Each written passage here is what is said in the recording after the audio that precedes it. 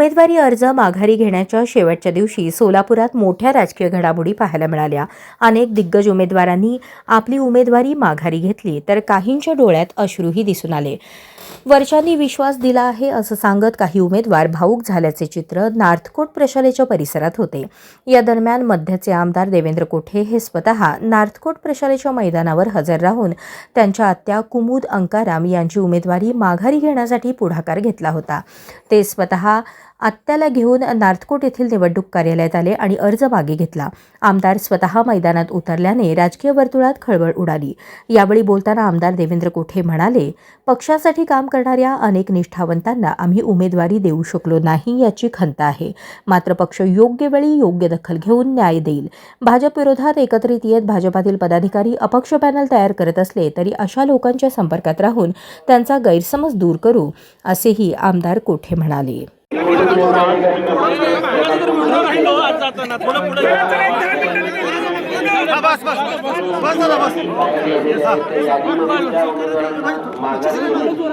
Mic खाली घ्या, सगळे चेहरा दिसत नाही, माईक खाली घ्या, चेहरा दिसत नाही हो।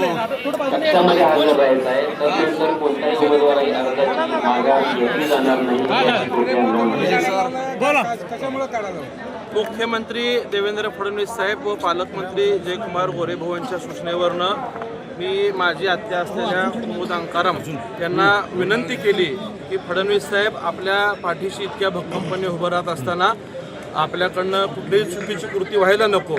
वास्तविक पाहता त्यांच्यावरनं आमच्याकडून झालेला हा अन्याय आहे की त्यांना उमेदवारी मिळवून देण्यात आम्ही कमी पडलो, परंतु पक्षाने ज्यांचे प्रवेश घेतले त्या बहुतांश सगळ्या लोकांना संधी देण्याचा प्रयत्न केला, अनेकांना संधी मिळाली।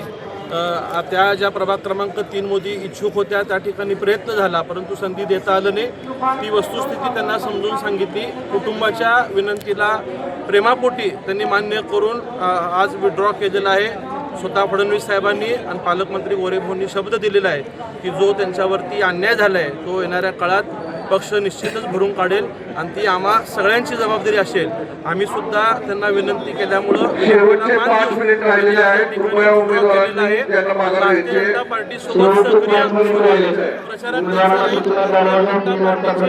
उमेदवार निवडून त्यांच्या सिंहाचा वाटेल हा विश्वास मी कुटुंबाच्या वतीने आपल्याला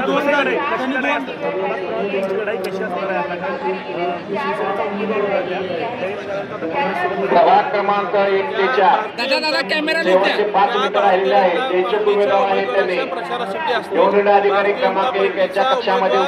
प्रचंड मताने निवडून येण्यासाठी त्यांचा सिंहाचा वाटा असेल इतका मी दादा महापालिकेची निवडणूक पाहिली गेली तर अनेक भाजपाच्या निष्ठावंतांनी जे आहे ते बंडखोरी केल्याचं पाहायला मिळालं। बंड देखील जे आहे ते कुठेतरी बंड थांबवण्यात आलेलं आहे का, काय सांग? बहुतांश सगळ्या निष्ठावंत लोकांना आम्ही तिन्ही आमदारांनी विनंती केली। अनेक लोकांनी माघार सुद्धा घेतलेली आहे। वेळेच्या गडबडीत जरी काही निष्ठावंत किंवा जुन्या सरकारांचे फॉर्म राहिले असतील तर पुढच्या काळात सुद्धा आम्ही त्यांना भेटून विनंती करून त्यांनाही सोबत घेण्याचा आम्ही प्रयत्न करतो। घडामोडी काल रात्री घडलेल्या होत्या, त्यांचं म्हणणं आहे की आम्ही विरोधी एक पॅनल तयार करतोय भाजपच्या विरोधामध्ये। प्रभाग क्रमांक 5 ते तुमच्यासोबत ते भाजपमध्ये प्रवेश केले होते आणि त्यांना तिकीट मिळाले, समोरच्याला मिळालं असं त्यांचा आरोप आहे की तुम्ही 5:30 वाजता एबी प्रभाग 5 मध्ये नाही, त्यांची भूमिका काय ती मी ऐकलेली नाहीये। परंतु कोणी अपक्षाचं पॅनल जरी करण्याचा प्रयत्न करत असेल तर पुन्हा पक्ष म्हणून आम्ही त्यांच्या संपर्कात जाऊन त्यांना सोबत घेण्यासाठी आम्ही प्रयत्नशील राहू। आपल्यावरती आरोप लावण्यात सगळ्यात जास्त आपण घेतलेले आहेत आणि प्रभाग क्रमांक 1 ते 4 मध्ये निष्ठावंतांना माझ्यासह अनेकांचे तिकीट कट झालेले आहेत। माझ्या मतदारसंघात सुद्धा जी काही नावं मी दिलेली होती, जी पक्षाला वाटली बदल करावीशी ती पक्षाने बदल केली। हा प्रत्येकाच्या मतदारसंघात झालेला आहे। काही नावं आमदारांच्या आणि शहराध्यक्षांच्या समन्वयाने झालेत, तर काही नावं ही प्रदेशांनी घेतलेले आहेत। धक्का सगळ्यांनाच कमी जास्त प्रमाणात बसलेला आहे, परंतु पक्षाचा निर्णय हा अंतिम असतो। पक्षाने ज्यांना उमेदवारी दिलेली आहे त्या सगळ्यांचं आम्ही कमळ चिन्ह प्राधान्य ठेवून काम करू। काल सुद्धा मी भूमिका मांडली होती, सक्की आत्या जरी दुसऱ्या पक्षातून उभारलेली असेल तर कमळ हाच माझा उमेदवार आहे, ही भूमिका काल स्पष्ट केली. पण मला आनंद आहे की त्यांनी कुटुंबासाठी, विशेषतः स्वर्गीय तात्यासाहेब, स्वर्गीय महेश अण्णांवरती प्रेमापोटी त्यांनी आज माघार घेतली. निश्चितच येणाऱ्या काळात फडणवीस साहेब असतील, पालकमंत्री जयकुमार गोरे साहेब असतील, त्यांना आणि मी स्वतः सुद्धा कुटुंब म्हणून त्यांना न्याय देण्यासाठी आम्ही प्रयत्न करू. कोणालाही दुखवलं नाही, त्यांना प्रेम आहे म्हणून सोबत आले. फक्त 2 मिनिटं राहिलेली आहेत. जे इच्छुक उमेदवार आहेत त्यांनी निवडणूक निर्णय अधिकारी क्रमांक 1 या कक्षामध्ये उपस्थित राहायचं आहे. प्रभाग क्रमांक 1 ते 4.